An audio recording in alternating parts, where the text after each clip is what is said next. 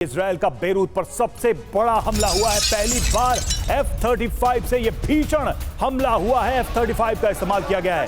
F-35 लड़ाकू विमान से हिजबुल्लाह के ठिकानों पर ये हमले किए गए हैं। इजरायली हमले में बेरूत में भारी तबाही मची है। कई इमारतों पर मिसाइल दागी गई है। ये देखिए, जब यह हमला हुआ उसके बाद किस तरह की तस्वीर निकलकर सामने आई है। कई बड़ी इमारतें नेस्तनाबूद हो गई, तबाह हो गई और बड़ी संख्या में लोग हताहत हुए।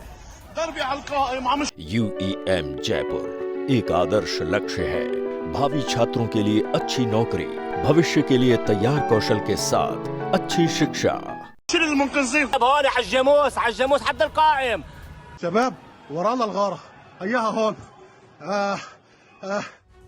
और देखिए, एक और बड़ी खबर, इजरायली हमले में बेरूत में हर तरफ बर्बादी। बमबारी से कई इमारतें तबाह हो गई हैं। 16 से ज्यादा लोगों की मौत।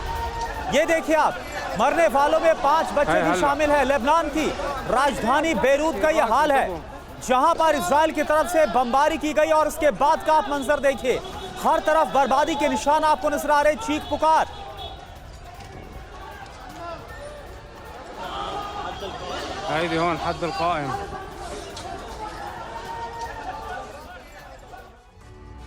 जी हाँ, तो इजरायली हमले में धुआं धुआं हुआ बेरूत और मिसाइल अटैक से हर तरफ बर्बादी ही बर्बादी। मिसाइल हमलों से कई इमारतें तबाह हुई हैं, कई बिल्डिंग को जबरदस्त नुकसान पहुंचा। ये देखिए तस्वीरें बेरूत की, जब F-35 से इजरायल की सेना ने हमला किया बेरूत को।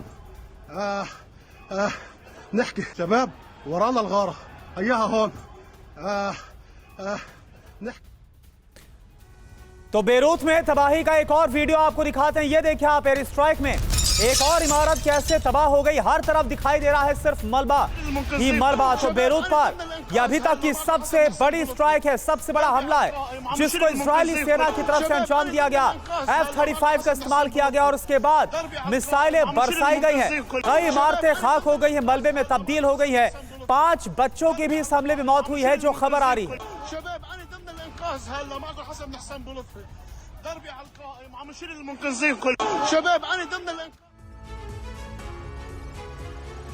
जी हाँ, तो F-35 की गर्जना चंद सेकंड में बेरूत तबाह हो गया। पहली बार टारगेट ये किया गया F-35 के माध्यम से। और देखिए, बेरूत में F-35 से ये जो हमले हुए उसके बाद किस तरह की तबाही यहां मची है। हिजबुल्लाह के ठिकाने टारगेट किए गए हैं और उन पर हमला किया गया है। बिल्कुल, तो तबाही कैसी मची हुई है, कैसे बदला लिया गया है। टारगेट पर हिजबुल्लाह के ठिकाने थे जहां पर बमबारी की गई, F-35 का इस्तेमाल किया गया। 10 से ज्यादा इमारतें इसमें ध्वस्त हो गई। और इसके अलावा यह आपको बता दें, हिजबुल्लाह के रॉकेट अटैक के बाद यह जवाबी प्रहार इजराइल की तरफ से। बिल्कुल, इससे पहले कि हिजबुल्लाह कोई बड़ा अटैक करता, यह बड़ा हमला हुआ। 16 से ज्यादा लोगों की जान गई है और ये हमले जो हुए हैं उसमें भारी नुकसान हुआ है, जो इमारतें थी, जो इंफ्रास्ट्रक्चर था उसका। अब खास बात आप फटाफट समझिए, इजरायली हमले के बाद बेरूत में इमरजेंसी लगा दी गई है, आपातकाल वहां पर घोषित कर दिया गया है। बिल्कुल, और देखिए, इजरायली हमले में जिस तरह से लोगों को अब अलर्ट रहने को कहा गया है, साफ इसका मतलब है कि हिजबुल्लाह को पता है कि आने वाले समय में ये हमले जारी रह सकते हैं। करेंगे इस पर बात। हमारे साथ चर्चा के लिए पूरा पैनल मौजूद है। मेजर जनरल अश्विनी सिवाज हमारे साथ रक्षा विशेषज्ञ इस वक्त जुड़े हुए हैं।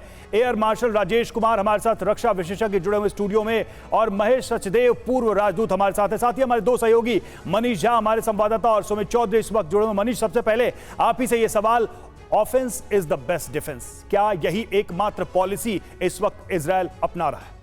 देखिए, इजरायल के इस हमले ने दरअसल 42 साल बाद इतिहास का एक चक्र को पूरा किया है। आखिरकार इब्राहिम अकील कौन था जिसे इस हमले में मारा गया? 42 साल पहले अप्रैल 1983 में उसी बेरूत में अमेरिकी दूतावास पर जो हमला हुआ था, जब एक कार में 900 केजी एक्सप्लोसिव के साथ अमेरिकी दूतावास को उड़ा दिया गया था और 60 से अधिक लोग मारे गए थे। उसमें यही इब्राहिम अकील शामिल था, जिसे कल इजरायली हमले में मारा गया है। तो कहिए कि इतिहास का एक चक्र पूरा हुआ है। ये जो बिल्डिंग हम दिखा रहे हैं, कुछ हफ्ते पहले हमारे सहयोगी सुमित यहां से लगातार रिपोर्टिंग कर रहे थे कि ये बेरूत के दहिया का वो इलाका है जो काफी डेंसली पॉपुलेटेड है। लेकिन इसके बावजूद आप सोचिए कि किस प्रिसाइज अटैक के तहत उसी बिल्डिंग को मारा गया जहां पर इब्राहिम अकील है। और इब्राहिम अकील उस समय क्या कर रहा था? इब्राहिम अकील उस वक्त हिजबुल्लाह और एक फिलिस्तीन के संगठन के साथ ज्वाइंट मीटिंग कर रहा था, जब इजराइल की एजेंसी को एक्यूरेट लोकेशन होने की पता चली और उसके बाद F-35 से उस पर स्ट्राइक किया गया। तो ये एक तरह से इजराइल का और अमेरिका का 40 साल से इंतजार करने के बाद अब तक का वो जो बदला है वो पूरा हुआ था। लेकिन इजराइल ने इसके जरिए एक मैसेज दिया है अमेरिका को भी, आपका दुश्मन हमारा दुश्मन, तो हमारा दुश्मन भी आपका दुश्मन होना चाहिए। तो है, और अमेरिका भी इस जंग में हर तरह से इजराइल की मदद करेगा। ठीक है अश्विनी श्रीवास्तव सर, आपसे मेरा सवाल देखिए ये है, अभी एक दिन पहले हमने खबर दिखाई थी तेल अवीव में बेंजामिन नेतन्याहू की अध्यक्षता में एक बैठक हुई थी और इसमें बताया गया था कि कैसे बड़े हमलों को अंजाम दिया जाएगा। स्ट्रेटेजी तैयार की गई थी और अगले 48 घंटे बड़े क्रूशियल बताए गए थे। क्या वो बैठक और ये जो हमले वो इन दोनों को कनेक्ट कर सकते हैं, जोड़ सकते हैं? हाँ बिल्कुल करुणा, इसमें कोई शक नहीं। ये देखो, एक आप इजराइल ने अपना मन बना रखा है कि भाई हिजबुल्लाह को मिलिट्री कैपेबिलिटी को नष्ट करना है, क्योंकि अभी हमास की 70 से 80% मिलिट्री कैपेबिलिटी में कमी आई है, मगर हिजबुल्लाह जो कि 3 से 4 गुना ज़्यादा ताकतवर है हमास से, और उसके पास 1,500 के करीब एक प्रकार टैंक्स हैं, उसके पास 1.5 लाख के करीब लड़ाकू हैं, और करीब 1.5 लाख के करीब उसके मिसाइल रॉकेट हैं। अगर अभी हिजबुल्लाह को इजराइल ने छोड़ दिया तो आने वाले समय में हिजबुल्लाह इजराइल के लिए बहुत बड़ी प्रॉब्लम बन सकता है। और इसीलिए ये जो कार्रवाई की है, जो आप बता रहे हैं, पेजर्स और कहीं ना कहीं जो एक प्रकार से साइबर अटैक किया, काफ़ी कैजुअल्टी की, और इससे पहले कि जो हिजबुल्लाह अटैक कर पाए, इन्होंने प्रीएम्प्ट कर दिया इजराइल ने। और ये जो बैरूट में अटैक किया है F-35 से, ये जुलाई के बाद पहली बार अटैक किया है, जब फवाद शकूर को मारा था,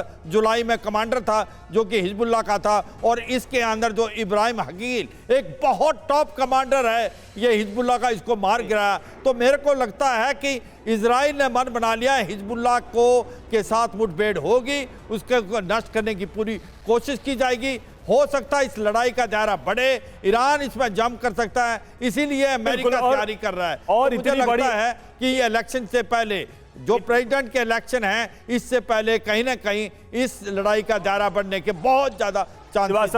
और सवाल तो ये भी है कि इतना बड़ा फैसला, इतने बड़े ऑपरेशन की तैयारी और इतने बड़े मकसद के लिए क्या बिना अमेरिका के सपोर्ट, बिना गाइडेंस के इजराइल ये करेगा? ये सवाल